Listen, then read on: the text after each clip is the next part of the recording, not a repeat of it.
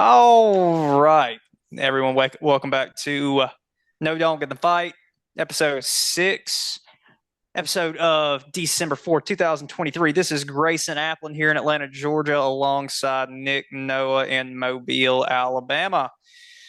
Nick, how are you feeling? We just got done recording with the Jeb board episodes. How are you feeling tonight?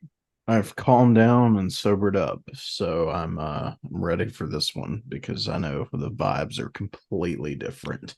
Yeah.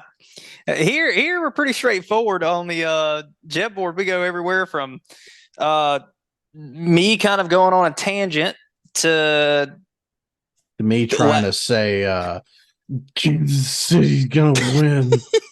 So yeah, we're uh we're here. We're gonna get you your picks. We're gonna get you the advantages to win your playoff. And yeah, we're gonna be yeah. straight to the point.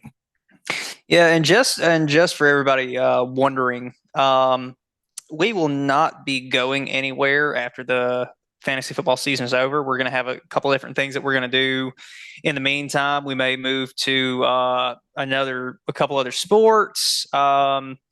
We may, there's some things we're spitballing out right now, but just a heads up, we will not be going anywhere. We will be uh, keeping strong with it, with the at least try to do the fantasy aspect. If not, we may swerve a little bit, but the podcast will be still going weekly. So, with that being said, let's recap this past week. Obviously, we've got the Bengals and Jaguars still going on right now, and as Joe Mixon scores his second touchdown of the game.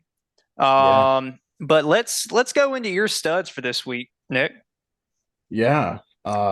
First kind of a bounce back fantasy game is quarterback Brock Purdy. He wasn't the number one scoring quarterback this week, but again, when I'm coming up with my studs, I'm picking guys that can be available as far as like, not always guaranteed starters every week. And Brock Purdy has had a very like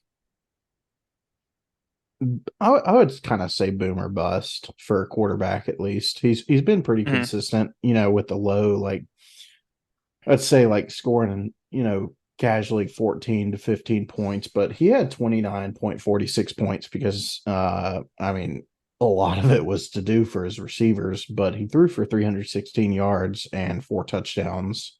So he had a really big game. And I know for some people this is first week of playoffs. For a lot of other people, like if you're in an ESPN league, you're still fighting for the playoffs. You got this week and next week, and then it's time for playoffs. So regardless of where you're at, you'll take a 29-point performance out of Brock Purdy, especially if you're one of the people like me that can't keep a quarterback. Mm-hmm. So that's a big output by Brock. Another guy, A Chain, who Well, right quick. I think I have a good analogy for what you're talking about with Purdy. uh I would say I would compare him to like speed wobbles on a bike. Like, when you get speed wobbles on a bike and you start hmm off and you're driving straight, you start getting the speed wobbles and they're small and they're like this. And then as you progress, they start getting bigger and bigger. That's what his season has looked at like so far. It's like, okay, he's been kind of on an incline and like, I mean, 16 points, 14 points, 20 points, 21 points, 26 points. This is okay. That's great. Then we go down 7, go to 12, then we go to 18, then we go to 23, then we go to 26, then we go back down to 10. And now hmm we're back at 29. So it's just getting more and more volatile every week. Exactly. And I will say Brock Purdy's a great quarterback to have, especially if you got him for cheap or even a waiver pickup or Mm-hmm. one of your backup quarterback draft picks. Just because, again, he can. If you're like me and you play fantasy, not relying on a quarterback, because I don't rely on a quarterback to win me or lose me games. I try Mm-hmm. not to at least. And if you have a quarterback like that you just fill in to keep you keep you positive, get you at least 10 points. Hmm. And you have Brock Purdy for that reason, and he gets you 29. That's just more insurance. But my running back, again, not the number one, but he was the number two, is Devon A Chain. Uh, Biggest reason I picked him is because I feel like a lot of people had him on the bench since this is his first week coming off IR and Yep. coming back. And I feel like just like Kyron Williams, it's kind of a thing that we talked about last week is he comes off IR and you're like, okay, how is he going to be used? Because you have Raheem Mostert that's healthy, and how are you going to? Well, A Chain scored 2 touchdowns. He had 73 yards, 2 touchdowns, not to mention the 3 receptions for 40 yards, and he had a total of 25.3 points. So that's another, if you put him at a flex or even in your deeper leagues, as a running back three, or running back two, even, A Chain got you the points that, is very surprising just because he's been such a nobody expected him as a rookie to come on like him. I think he's second behind, I think Eric Bear. No, uh I can't remember who it is, but as a rookie, he's second in touchdowns in a season. Huh. Uh, so yeah. I mean, he's having a great season. So again, one of those guys that probably honestly got picked up off waivers after week one or week two. Without a Um, doubt. and then my wide receiver, again, did not take the number one, but I took Debo Samuel, another guy coming off a little bit of an injury. He never was on IR, but this is his second week coming back. And again, they played the Eagles. So and the Eagles, they have a good defense, essentially. Yeah. And so a lot of people thought the 49er, it would be a little bit of a dogfight. Christian McCaffrey might get, a lot of the points, which he did, but nobody expected 42 points from San Francisco. And Debo got 3 touchdowns after, Right. and I saw something today, and it was like, you really shouldn't be shocked that Debo scored 3 touchdowns and for a total of 35 fantasy points, because he showed up to the game after talking. He said that the Philadelphia's secondary was trash, and he showed up in black Air Force Ones. And they were like, okay, he's going to go off. And so, you started him at a flex or a wide receiver two, you got the payout. Because again, he scored close to 36 points. So, Mhm. not to mention his rushing touchdown. And lastly, a guy that, again, is another surprising aspect is Sam Laporta at tight end. He scored 29. He had 9 catches, 140 yards, and a touchdown.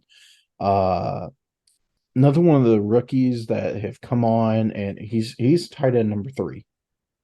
And when you think of tight end number three in fantasy, you're thinking, you've got obviously Travis Kelce, Hawkinson, Mark Andrews, George Kittle, but you're putting Sam Laporta in that name group now, and that's elite because in my opinion at least, the top five tight ends in fantasy are the top five tight ends in the NFL, because you can have good fantasy players but not necessarily good football players. But Yeah. Sam Laporta, he's the real deal. He is. If you're really looking in advance, you're eliminated from playoffs or something, somebody to really consider getting next year for your tight end, that if you can let them slip a little bit and get them for low, is Sam Laporta. Buy his stock now. Yeah. Well, and it seems like that ended up being a pretty good little payoff or trade off, I guess, sending Hawkinson to Minnesota, and then Yeah, picking for him up in the both draft. parties too.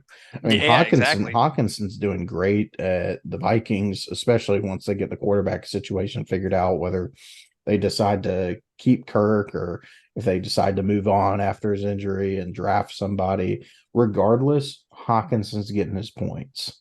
Yep. And again, it left that hole at the Lions, and they're like, how are we ever going to, fill this? And then bam, their first draft pick with Sam Laporta, or not first, but their first tight end pick. the first guy they get to replace Hawkinson ends up being, graded right at Hawkinson's level in fantasy. Exactly.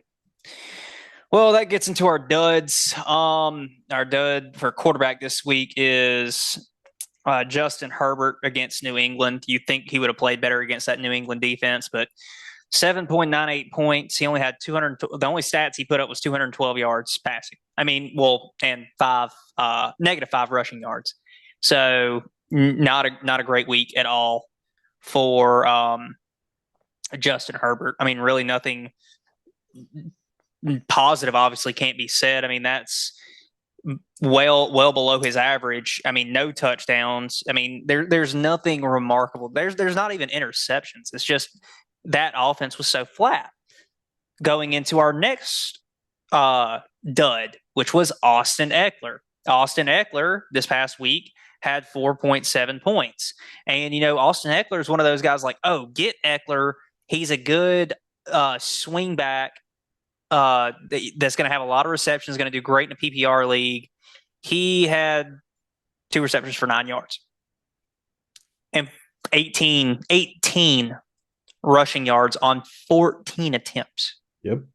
So I don't know. What wasn't it raining during that game this past week? No, it No, really wasn't. Like there was a little bit, but no, it was just a sloppy game because Justin Herbert, he threw a couple. One of the guys that, the very beginning of the season, I was very high on, Quentin Johnson. There was like a 30-yard. Yeah, I don't know if you saw that video. There was like a 30-yard pass and it hit him right in the numbers. And there was a little bit, there really wasn't any defense against it. And he bobbled it a couple times and then ran out of bounds and basically launched it off of his chest into the bench. yep. Like it's insane Yeah, because Quentin Johnson was a great prospect for the NFL, but it's not panning out. I laugh every single time I see a meme of him. And it's the meme where he said, "My mama doesn't have to work anymore." And, or no, it's like, I'm going to, like, my mom doesn't have to pay for the house anymore or something like that. And it's pictures of like her photoshopped into a box or something like that. Like Yeah. that's her house. Um, Wide receiver dud for the week is Scary Terry McLaurin. 0 points, not a single point from an offense that you would expect him to get some points. Well, Like at the time, the number one passer in the NFL, he's number 2 now, but Sam Howell. they I mean, they air it out. well, they aired it to him 3 times and he had 0 receptions. So I don't know. I mean, this kind of brings into question, like, is Terry McLaurin going to last much longer in Washington? Because, like, let's be real here, they don't have terrible receivers. They have a young receiving core that's, I mean, like I said, I wouldn't put him in the top 5, but I mean, between him, hypothetically, Curtis Samuel and Jahan Dotson, and then you throw in Antonio Gibson and Brian Robinson both. I mean, their offensive skill set And Logan Thomas at tight and end. Logan, yeah, absolutely, who isn't really even utilized. Like, the guys that are getting the receptions right now is Curtis Samuel, Jahan Dotson, and the guys out the backfield. So, Yep. which we'll get into that here later on. And then finally, the tight end dud for the week was David Njoku. He did not have a good week at all. Let's see. I'm trying to, if Ranger would let me pull up his stats here. By the way, everybody, No dog. Ranger, yeah, no, here's the dog for no dog, making sure he's getting his. Oh my God, he wants me to scratch his chest. Do you see this? Like, he's trying to pull my hand down to scratch his chest. 3.7 points though for Njoku. He had 6 targets, only hauled in 2 of them, and 17 yards. So definitely not a great week. He's been really consistent, but this just week was not his week against the Rams. But I guess that will get us into our waiver pickups, and these waiver pickups are pretty important here, Nick. Yeah, I mean, again, well, we won't get into my sleeper team. So if you want to hear about my sleeper team, you can listen to the Jeb Board podcast and my thoughts on my sleeper team. But if you have injuries, bye weeks, whatever, pick up Brandon Cooks. Brandon Cooks started the year really bad, honestly. I mean, his first 6 games, he didn't score. The most he scored was 15 points, and that was it. He was scoring 4.2, 3.7, 6.7, 2.3. It was bad. Mhm. Well, last 2 weeks he scored 17.2 and 16.5. Again, back to what we've been saying kind of last couple of weeks, Dallas has found an identity, and it sucks for you, Tony Pollard fan. Like, well, I mean, I won't even say that because he's scored a couple touchdowns now, but Dallas's offense, the identity of it is almost air raid. Oh yeah, And without a doubt. CD obviously is number one, but Brandon Cooks is coming along very well. And Brandon Cooks, in a normal year, if you just have a normal concept of fantasy, Brandon Cooks is on a team more than likely. This year, he's on waivers, and Brandon Cooks is starting to heat up a little bit. He had 32.3, and then he had 7.2, then 17.2, 16.5. Brandon Cooks is going to be a big pickup for somebody that, again, needs a wide receiver 3, a flex. If you're deep, a wide receiver 4, or a flex 2, whatever. He can provide those quality points if you have somebody that you can't fill over him. Well, Uh, and kind of like what you're talking about with the air raid, having the number two receiver on an air raid team is never a bad thing. no, I mean, no, you could really even look at the uh Dolphins in that situation too, like yeah, between Tyreek Hill and Jalen Waddle. I'm cool Having with either J one. Yeah, exactly. I mean, obviously, Waddle is Jalen Waddle's not going to have as many points as Tyreek Hill is, but still, he's going to be able to go out there and score you 14, 16 a game and get you Better consistent than numbers. McLaurin. That's better, way better than McLaurin. So But yeah, what about your second one? yeah, so this is an interesting one. Again, I try and keep it kind of original. I'm sure we've talked about Brandon Cooks before, but this week I'm going Brevin Jordan, Hmm. tight end two for the Texans with Dalton Schultz. And I I will say I'm probably the number one guy that always points this out. Hamstrings are bad. If there's a hamstring injury, it lingers. I always Hmm. talk about it with any player. When I see a hamstring injury, I'm like, okay, fade them. Yep. Because they get re-aggravated so easy, and they linger, and they last a while just because the hamstring is so pivotal to a guy that's making so many cuts and push offs like that. So Dalton Schultz could be out for a little bit. He could be out for a week or two. Well, Yep. here comes Brevin Jordan, tight end number two on, and kind of back to what I was saying with the Commanders is right now Houston has the number one passing offense. Well, if you have the number one passing offense, I want their tight end one. And if that's not Dalton Schultz, I'm taking Brevin Jordan. Brevin Yep. Jordan this week, he had 3 catches for 64 yards. And again, if Dalton Schultz is not ready to go next week, or if he is and he's questionable and kind of like he's on a snap count, take Brevin Jordan because those 3 catches for 64 yards, I think that's just going to grow. I think he can either get a touchdown or he'll get, I mean, he had 4 targets, he caught 3 of them. If he catches another 3 for, 50 yards and say you had a touchdown quickly, that's 14 points right there. So that's a good solid tight end because again, I mean, we've talked about it before, is the tight end position is so lackluster this year as it has been the last, I'd say 2 to 3 years.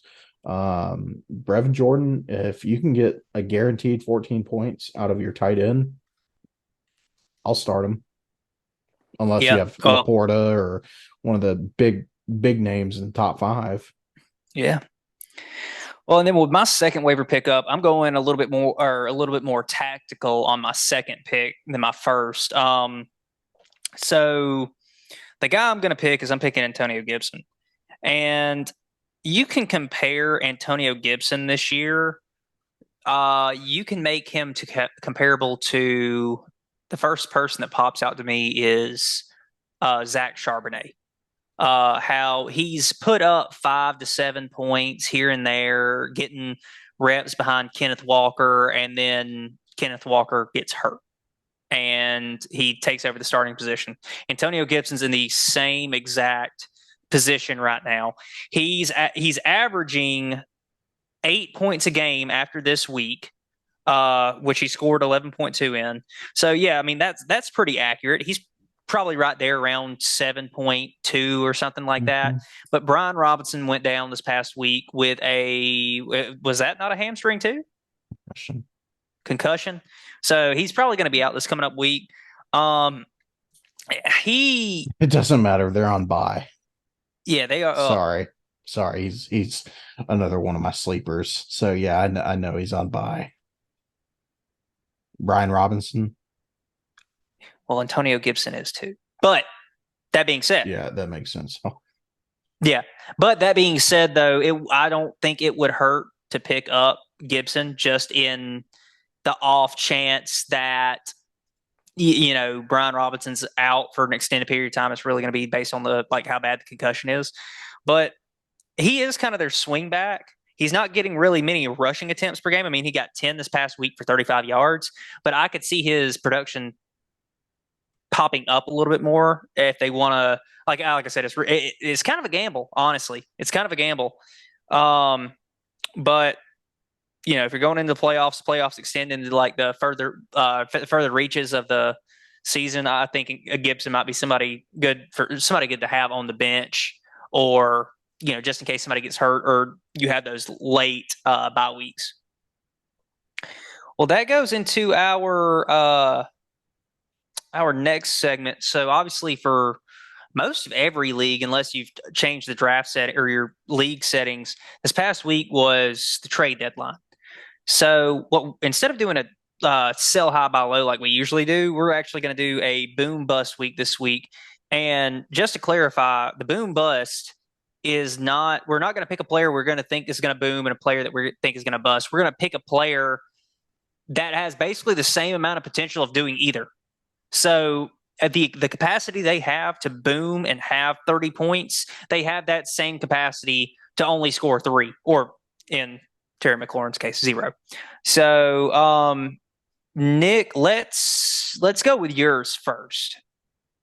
So my first guy, and I was kind of generous because his bust is not like a crazy normal bust, but I went with DK. DK Metcalf. He's the wide receiver 14 this year. DK has scored over 20. Yeah, twice. So, and you really think about DK and, hell, even his rookie and, his second year, he was a monster. And now this year, you're not seeing that quite as much. You're seeing either a 11 to 12 point performance, or like this last week, a almost 38 point performance. And so DK, it really just depends on his touchdowns. He had 3 touchdowns before his 3 touchdown performance game last week. So he's got 6 on the year, but all 3 were spread out during different games until this last week. And so DK, the difference between scoring that 20 to 19 point difference between his 10 to anywhere from 9 to 11 is his touchdowns. Mm-hmm. And again, a 9-point difference and a 20 point difference is huge in fantasy, especially when he goes out for 38. And so, yeah. So, I was on the other end of it because Kyle from Jetboard, he had DK and he was playing me, and I blink and he's got 38 points, and he hasn't had that all year. And so If you've got DK going into playoffs, I'm not saying sit him. He's pretty much a must start, but it's scary because you don't know what's going to happen. Is he going to score you that 9, 10, 11 points, or is he going to go off for that 38-yard or 38-point performance? And so that's scary. And Yeah. so, do you want to go ahead and do your first one? Yeah, I'll do my first one, which I think this is the name of the season for this guy. Um, Calvin Ridley. Like he is like I don't know how he times it, but every week I've started him, he's scored like six or less, and every week I put him on the bench, he scored 20 or more. Uh, so I think I have him playing this week. I can't really remember, but Calvin Ridley, I mean, first week, 24.1. I picked him up in like the third or fourth round, and I'm like, oh, yes, this is perfect. Next 2 weeks, next 3 weeks, it's 5.2, 7, and 11. And then it goes to 20. Then he drops back down to 6 and 1, then up to 14, then down to 4. And then week 11, he goes for 31. And then the next week, he goes for 21. And right now, he has 5.4 at like starting the third quarter against Cincinnati. So this dude's identity is boom or bust. And I don't know if like I just actually saw something that makes a lot of sense. Like Calvin Ridley is, I mean, he's a deep threat, right? Like he's a deep threat kind of guy. That's what he was at Bama, and it's what they really tried to make him be in Atlanta before he developed a gambling addiction. So one thing about it is that Trevor Lawrence gets the ball out of his hands quick. So where Ridley is going to score fantasy points is on these screens and little slants that isn't necessarily his forte that they need to get the ball down the field to him. So I don't know. It's really just depends. It depends on if he frees himself up or not. To be quite honest with you, like he hits a slant and then just runs down the seam away from the safety. That's where he's going to score his points. But yeah, that's definitely a guy that you have to think twice about if you're going to play him or even sit him. What about Yeah, your second guy? a guy almost very similar in a running back retrospect, Jameer Gibbs. Yeah. Drafted really high, and then used very little at the very beginning of the year. Jameer Gibbs scored 8 points, 12.6 points, 9 points, 9 points. And then all of a sudden he goes for 27.6 and 29.9. We're like, okay, that's when David Montgomery had his first injury. When David Montgomery gets hurt again, and he scores 26, then 21. And then, you're thinking, okay, Jameer Gibbs is a must start. He's going to start taking these touches from David Montgomery. I even said it earlier in the podcast, a couple episodes before. I was like, with how well Jameer Gibbs is doing, he's going to take all these touches from David Montgomery. And so sit David Montgomery. Well, David Montgomery comes back and Jameer Gibbs starts to fall back off again, and he gets 11.3 and 6.4. It just depends because the week that he scored 21.5, David Montgomery was completely healthy.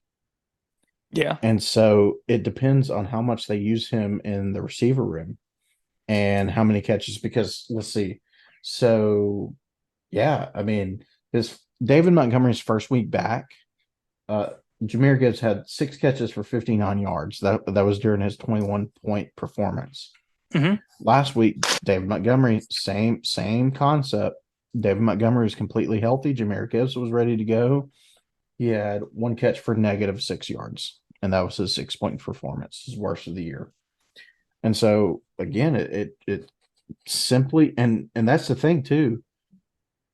The Lions went up quick on the Saints.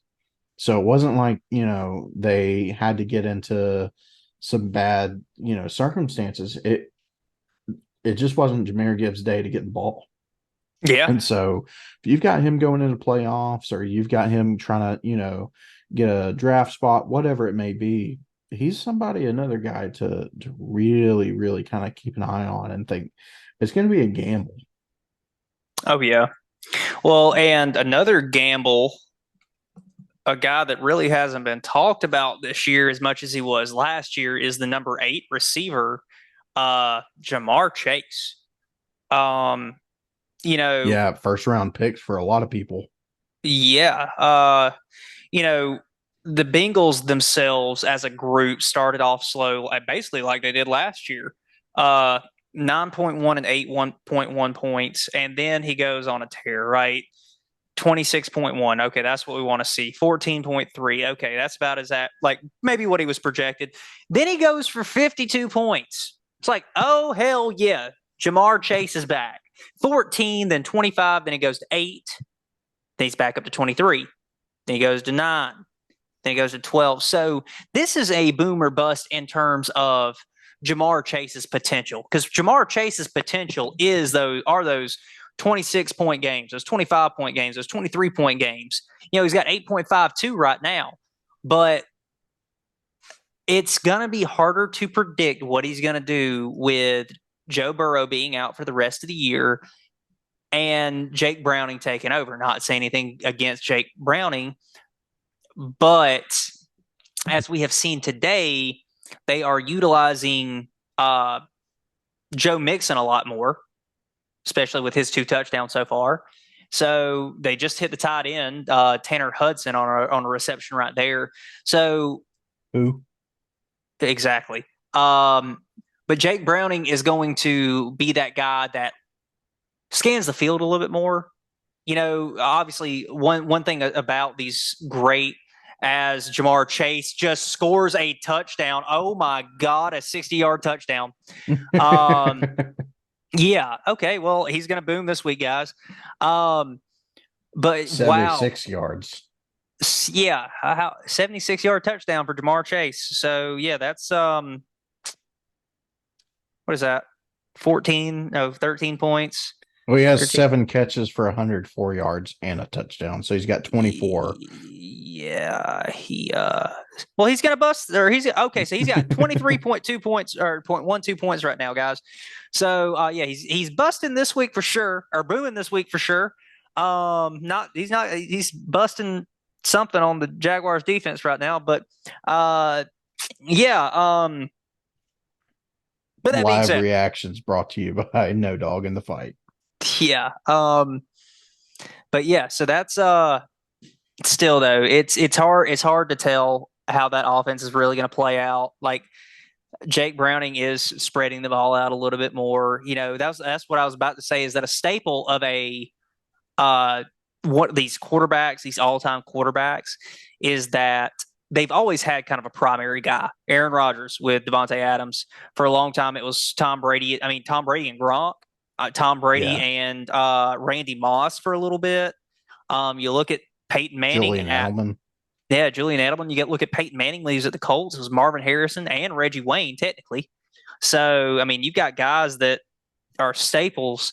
So, but that's not the case because Joe Burrow's not playing. So look for Jake Browning to spread the ball a little bit, and that could put Jamar Chase's bust or boom potential, kind of in jeopardy.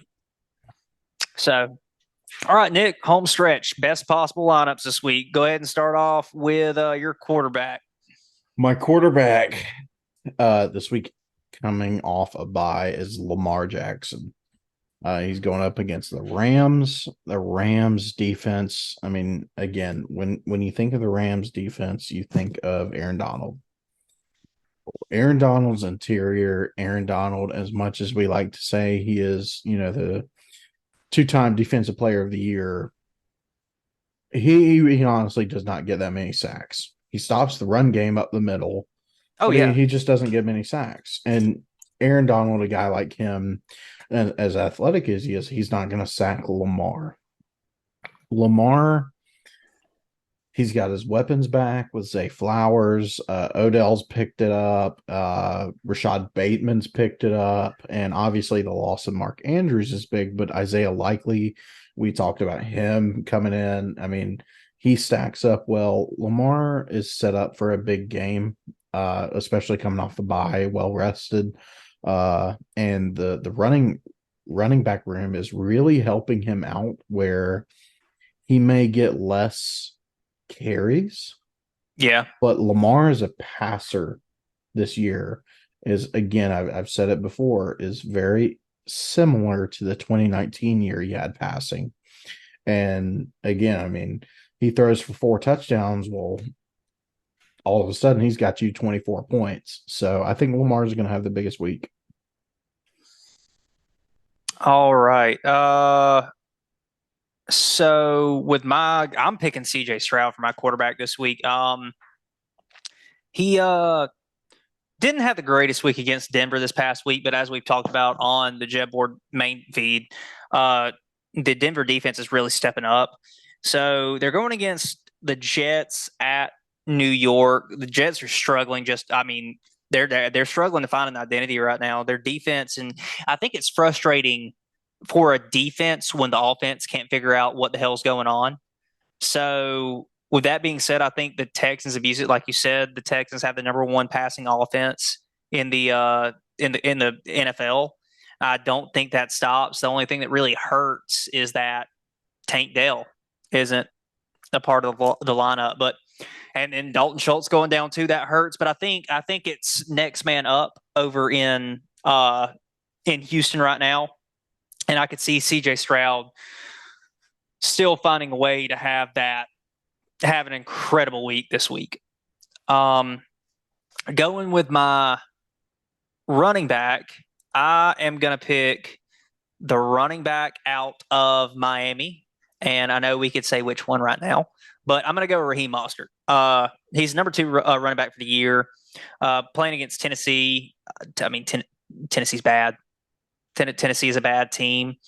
I mean, the thing that kind of hurt him this week is that he only had 11 touches on the ground and only one reception. So if they pick up his carries to where he was when he's had 17, 20, 22, if he sees the ball more than 15 times, I would see him scoring 20, 25 points. And Raheem was banged up this game He was. and still scored a touchdown.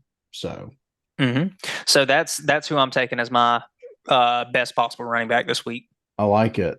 I'm going with your team with my next one in Rashad White.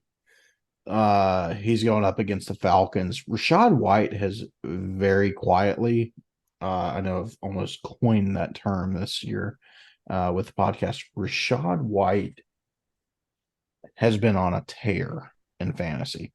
hmm He's gone the last, I think it's what, 7? Yeah, 7 weeks, 15.9, 17.9, 27.9, 17.8, 17.8, 13, 19.6. That's pretty damn good. Yeah. Uh, Rashad White against the Falcons.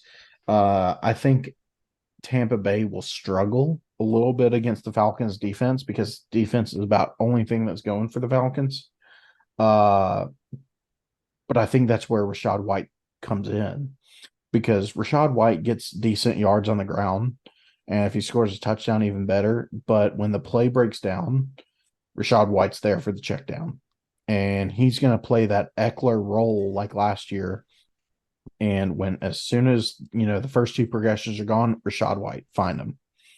Yep. And I think that's what he's going to do. And so I think Baker is going to find Rashad White several times. I know last time they played, Rashad White had 6 catches.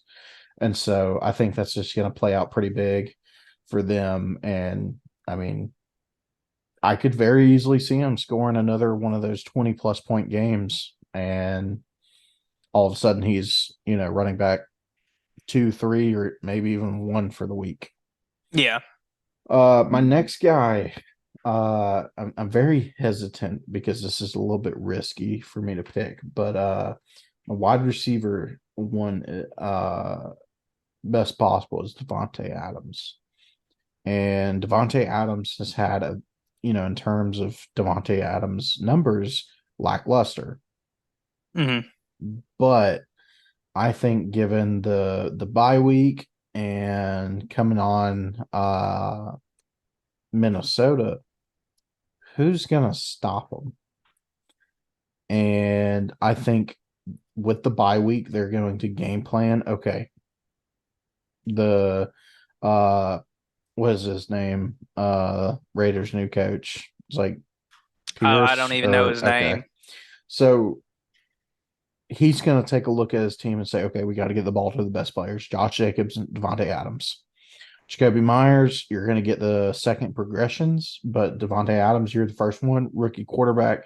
I think he's going to have another game just like Miami, where he had 7 catches, 82 yards, and a touchdown. But I think it can be even more because they're playing Minnesota, and Minnesota's not that good. Their defense is pretty tough, pretty bad, honestly. And so Aiden McConnell is going to look directly to him, and I think Devontae Adams could have a big week. Well, with my receiver this week, it's, I mean, a mainstay here on this podcast, guy we talk about all the time, Amon-Ra St. Brown. I mean, they're playing against Chicago this week. I mean, let's see, I think they played Chicago already. He had 21.7 points against Chicago in week 11. They're playing at Chicago this week or coming up week, but I don't think it's going to matter. I mean, he scored the lowest he has scored all year against New Orleans this past week at 12.9 points. So that was with only 2 receptions. Yeah. 2 receptions, 49 yards, and a touchdown. So I expect more big numbers from him. I mean, there is no way. What is he? It's hard to believe he's the 6th receiver, just because he's not a boomer bust guy. If you think about it, he's really not a boomer bust guy. Let's see, how many times is he? His bust is like 16 points. He has boomed 3 times this year, busted 0, an average of 20.3 points. So, and he is projected. Wonder if it shows. I don't think it shows projections on here yet. But yeah, like I don't see how you don't. And like he's easily average 20.3 against Chicago. I could see 26. Yep. Going to my tight end. I'm gonna pick Taysom Hill at my tight end. And I'm doing it. I'm cheating a little bit. With Derek Carr hurt, they're going to use him more in the quarterback position, use him more as a gadget. And I see him getting, I don't know, a couple, like maybe 10 or 2 or 3 receptions, maybe. But I think he plays quarterback quite a bit and gets those points. So, I mean, hell, just pick him up, throw him on there, throw him as a tight end and get quarterback points this week. If he scores 16, 17 points as a tight end, that's great in this tight end market nowadays. Let him have 14.94, but I mean, but in the same token too, they are playing Carolina. And in the wise words of Brandon Black, it's hard to prepare for a quarterback when you don't know, when the team itself doesn't know who the quarterback is. And I think Taysom Hill has that advantage this week going against Carolina. Yeah. No, I agree. Taysom Hill is going to look, especially since I have him, going to look real good. But I'm going pretty much the same reasoning I went with Devontae. I'm going TJ Hawkinson. Again, I mean, they're playing the Raiders. Same concept as why I picked Devontae is the Raiders really don't have a defense. And I think Josh Dobbs has a backup, or he comes, and I think he's going to play much better than his 4 interception performance. And Hawkinson's his go-to guy, besides maybe Addison, but still, I think Hawkinson's the number 1 guy there. And so I think they'll have a bounce back week, and it's going to be a little bit higher scoring than we think. We talk about how bad both offenses have been this year, but as of late, they've been playing better. And we're really looking at 2 bad defenses here. And so, again, I think Hawkinson's going to be able to score a good bit. Agreed. And then lastly, I took the cheap option. I went with Tyreek Hill at my flex. And honestly, it's not even just because of his performance. He's the wide receiver 1. Honestly, he's on track for a 2,000 yard year, which isn't hasn't happened. No, it just hasn't happened. Okay, yeah. Um, so he's record setting on pace to break the record. Uh, but once again, I'm going to use this kind of cop out term. Who does the Titans have to stop him? No one. Kevin Bard? Nope, Eagles. That's what I'm saying. So I mean, unless like Roger McCreary from Auburn, I mean, nobody's going to be able to keep up with him. And again, I think Tyreek's biggest opponent is going to be himself by scoring too quickly and them just running the ball out, which Yeah. is why Raheem Mostert or A Chain are solid starts this week. They're going to have to run a cover four and have three safety or the three DBs shaded over to his side. That's how they're going to have to stop him. Well, that gets to my flex and another mainstay guy on here. I mean, you can't not play Alvin Kamara. I mean, he had 28.9 points this past week against Detroit. So, dude missed the first 3 games of the season, right? So everybody had a 3-game head start. He's still the number 8 running back. Yep. Imagine if he would have actually played. So, dude's playing out of his mind. I mean, not only does he's averaging about, I don't know, probably 50, 60 rushing yards a game, but he's also averaging about 40 receiving yards a game on top of his receptions, which I would say averages about 7.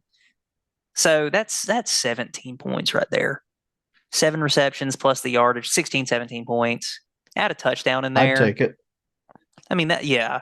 So give me that. I mean, Kamara, him, McCaffrey, St. Brown, Tyreek Hill. I mean, all those guys are basically like you can start them at any point, but like Kamara against Carolina, I think it's a no-brainer. So, Yep. all right, Nick. That ends it for this episode. That is the ending of episode 6 of No Dog in the Fight. Everybody go check us out on YouTube, Apple Podcast, and Spotify. Just type in Jedboard. We'll be there somewhere. And go check out our social media on Instagram and Twitter. Just type in Jedboard. We'll be there somewhere. But until next time, guys, don't get faded.